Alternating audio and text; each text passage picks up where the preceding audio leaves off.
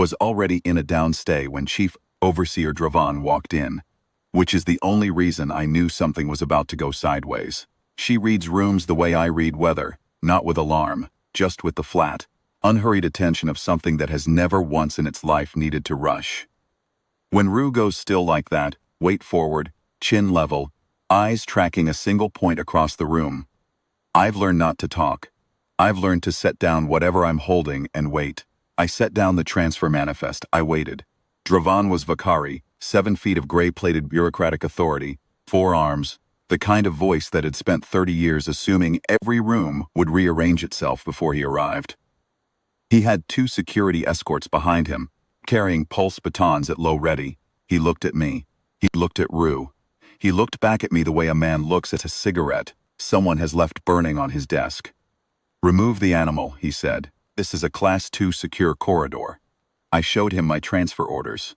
Joint Occupation Protocol, signed by his own installation commander, authorizing 1 canine handler and 1 working dog for the Halvari prisoner transfer currently scheduled.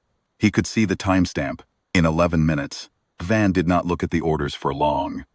"The herding animal," he said, and the Vakari word he used had a diminutive suffix I won't bother translating, "is a destruction risk in a secure facility. You have 30 seconds to remove it to the outer staging area before I log a protocol violation against your unit." Rue's tail moved, once, a slow, single sweep, low to the ground, the way it does when she's settled into a problem and found it smaller than expected.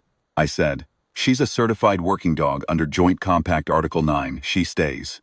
28 seconds. I crossed my arms. Rue did not move. Here is what I want you to understand about Border Collies. Because the Vakari intelligence files on Earth fauna clearly did not include a efficient entry. They were bred for one thing, refined across centuries for one thing, and that thing was not retrieving birds or pulling sleds or sitting in a lap. That thing was the management of animals that outweighed them by a factor of 10, using nothing but position, eye contact, and the complete, unshakable certainty that the situation was already resolved. The dog doesn't chase.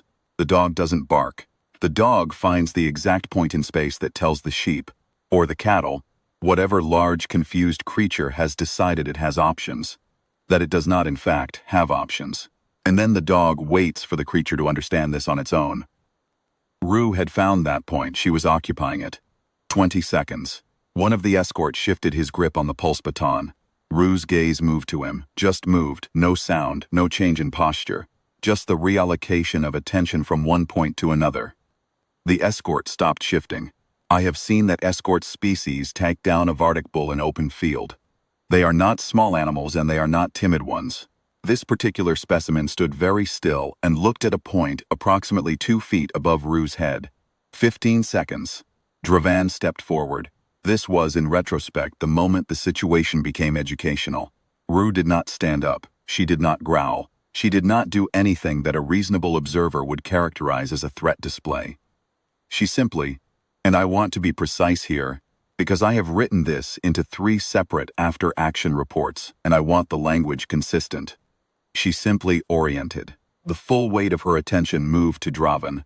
Her chin came up 2 degrees, and her eyes went the particular flat color they go when she has finished assessing something and reached a conclusion. I have seen that look stop. A Vardak bull at 8 paces. Dravan stopped at 6. 10 sec.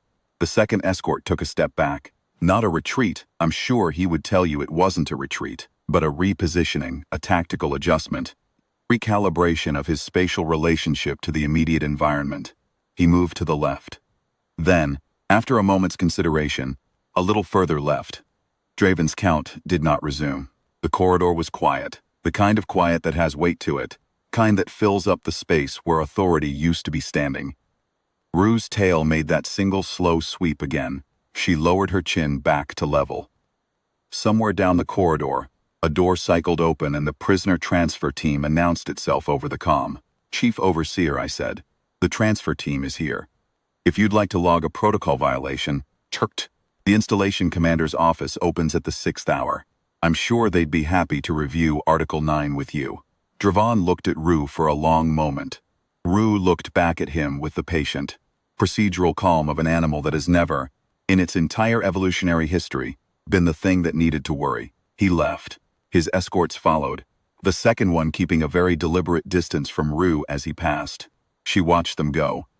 Then she looked up at me, and I gave her the hand signal for release, and she stood up, shook out her coat, and pressed her nose briefly against my knee. That's Rue's version of a debrief. Short, accurate, no unnecessary commentary. The transfer went clean. Prisoner, a mid-rank Vakari smuggler with outstanding warrants on 4 systems, was logged, processed, and handed off inside the allotted window. I filed a 1-paragraph report noting that K9 assets had performed their function within protocol and that no incidents requiring escalation had occurred. I did not mention the 30 seconds. I didn't need to. 3 weeks later, I got a message from the installation's Joint Compact Liaison.